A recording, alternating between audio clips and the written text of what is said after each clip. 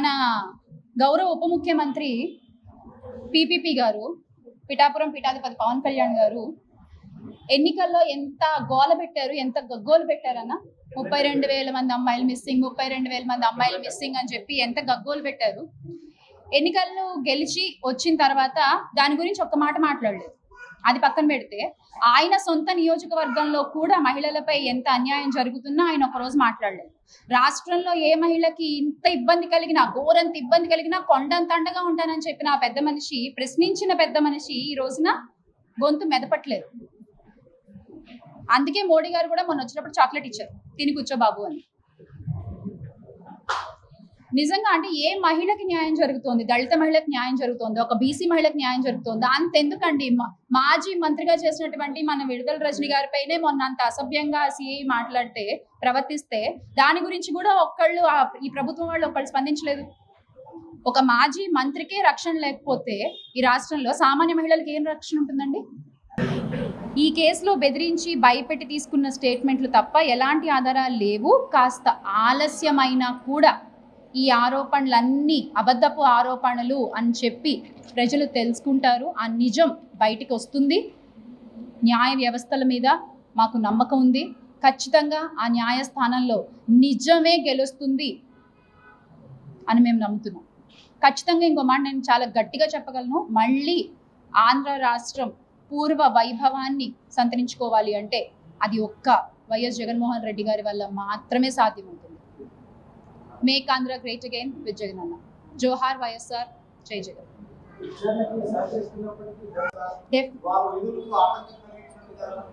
అక్కడ నేను ప్రవర్తన గురించి మాట్లాడుతున్నాను. ఒక మహిళా మంత్రిని ఇలా పట్టుకుని మీరు పక్కకి తోసేయడం ఎంతవరకు సమంజసం? ఇది ఒక్కటి చెప్పండి నాకు. ఇది ఒక్కటే నేను అడిగేది, ఇది ఒక్కటే. ఒక మాజీ మహిళా మంత్రిని ఆ సుబ్బారెడ్డి గారా, సుబ్బారాయుడు గారు పట్టుకుని అలా తోసేయడం ఎంతవరకు కరెక్ట్? మాట్లాడుకోవచ్చు కదా, ప్రవర్తించే విధానం గురించి చెప్తున్నాను నేను. ఇక్కడ ఎక్కడన్నా చేయొచ్చు కదా. ఏంటన్నా ఎప్పుడు తిట్టారన్నా? అన్న ఇప్పుడు సోషల్ మీడియాలో జరుగుతోంది ఏంటంటే, ఇప్పుడున్న అధికారాన్ని అడ్డం పెట్టుకుని చదువుకునే పిల్లలపై దొంగ కేసులు పెట్టి అరెస్టులు చేయించడం జరుగుతుంది. అధికారాన్ని అడ్డం పెట్టుకుని పాత ప్రాజెక్టులు మేము తీసుకొస్తే వాళ్ళ పేర్లు వేసుకోవడం జరుగుతుంది. ఇప్పుడున్న అధికారాన్ని అడ్డం పెట్టుకుని లేనిపోని అబద్ధాలు ప్రచురించడం జరుగుతుంది. ఇదన్నా ఇప్పుడు జరిగేది, అధికారాన్ని అడ్డం పెట్టుకుని. గత 5 ఏళ్ల పాలనలో జగన్మోహన్ రెడ్డి గారు కరోనా లాంటి విపత్కర పరిస్థితుల్లో కూడా ఎక్కడా సంక్షేమ అభివృద్ధి ఆపకుండా నిజమైన ఆదాయాన్ని రాష్ట్రానికి తీసుకొచ్చినటువంటి ఘనత వైఎస్ జగన్మోహన్ రెడ్డి గారికి మాత్రమే దక్కుతుందన్న. మీరు నెంబర్స్ చూసుకుంటే మీకు ఆ విషయం అర్థమవుతుంది. అధికారాన్ని అడ్డం పెట్టుకుని చేస్తుంది ఇప్పటి ప్రభుత్వం. గత ప్రభుత్వం ఏ రోజు చేసిందన్న? ఇంకేమున్నాయి? సార్ ఇప్పుడు విచారానికి సహకరిస్తున్నారు. వాళ్ళ 3 గంటల పాటు విచారించినా, 4 గంటలు విచారించినా కోఆపరేట్ చేస్తున్నాము, అంతా బాగుంది. అయినా సరే వాళ్ళు ఎంత ఇటు తప్పు లేదు అని మేము చెప్తున్నా కూడా ఆ సిట్ ఏదైతే ఉందో ఆ సిట్ కూడా వాళ్ళదే కదా. వాళ్ళకి కావాల్సిన అధికారులను వేసుకున్నారు కదా దాంట్లో. సో వాళ్ళకి కావాల్సినట్టు చేసుకుంటున్నారు. మన నిజం ఎంతసేపు మాట్లాడినా ఏం ఉపయోగం ఉంది? అందుకే ఇప్పుడు మేము అంటున్నాం, న్యాయస్థానాల మీద మాకు నమ్మకం ఉంది, ఖచ్చితంగా న్యాయం గెలుస్తుంది అనేది అంత గట్టిగా చెప్తుంది. అందుకే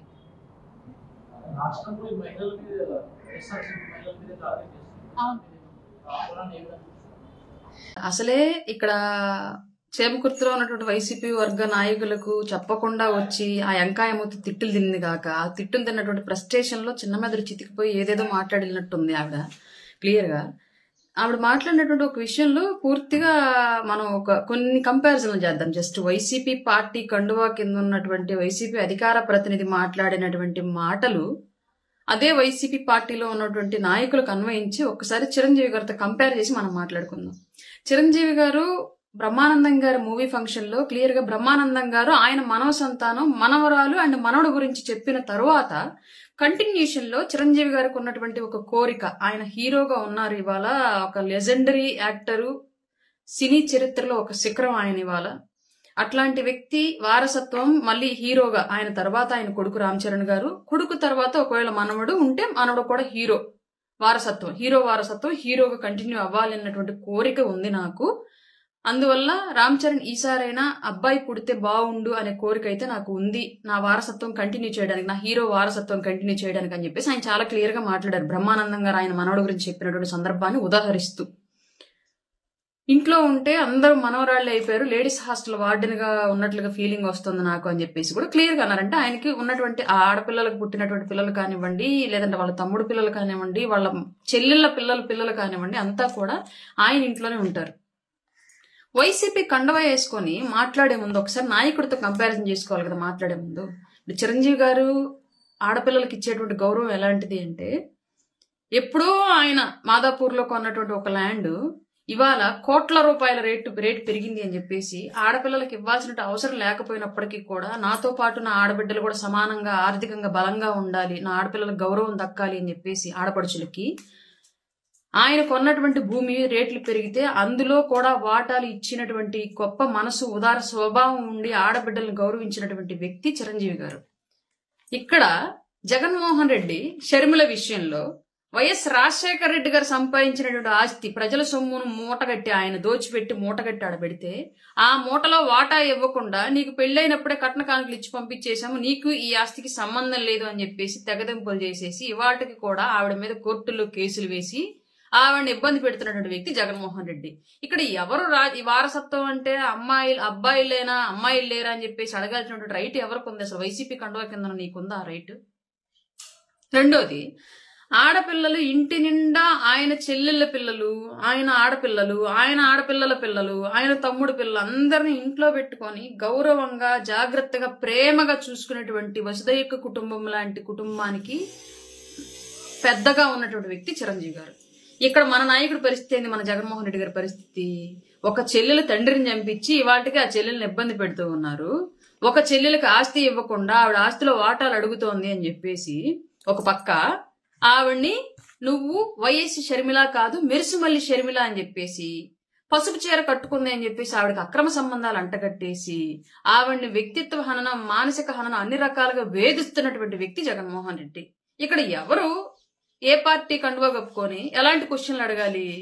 జగన్మోహన్ రెడ్డి కండువా కప్పుకొని ఇట్లాంటి మాటలు మాట్లాడడం ఏంటి? రాజకీయ వారసత్వం గురించి అసలు మాట్లాడే ముందు వైఎస్ రాజశేఖర రెడ్డి గారు చనిపోగానే నేనే ముఖ్యమంత్రిని అని చెప్పేసి జగన్మోహన్ రెడ్డి ఎందుకు వచ్చాడు? నా చెల్లెలకి ముఖ్యమంత్రి ఇవ్వండి అని చెప్పేసి ఎందుకు అడగలేదు? వారసత్వం అక్కడ ఎందుకు గుర్తు రాలేదు మీకు? మహిళా వారసత్వం సంతకాలు పెట్టించినప్పుడు షర్మిల గారిని ఎందుకు సంతకాలు పెట్టించలేదు? షర్మిల గారి కోసం ఎందుకు సంతకాలు పెట్టించలేదు? అలాగే జైల్లో ఉన్నప్పుడు పాపం ఆడబిడ్డ పార్టీని మోసింది, పార్టీని నిలిపింది, పార్టీని నడిపింది అని చెప్పేసి అదే ఆడబిడ్డకు గౌరవం ఇచ్చి ఎందుకు అధికారంలోకి వచ్చిన తర్వాత ఆవిడకి ఎలాంటి పదవి ఇవ్వలేదు? రాజకీయంగా ఆవిడ పవర్ సెంటర్ గా ఎదిగిద్దనే కదా, వైఎస్ వారసత్వాన్ని ఆవిడ నిరూపించుకునిద్దనే కదా ఆవిడ అనవసరంగా తొక్కేసి బయటకు పంపించేశారు.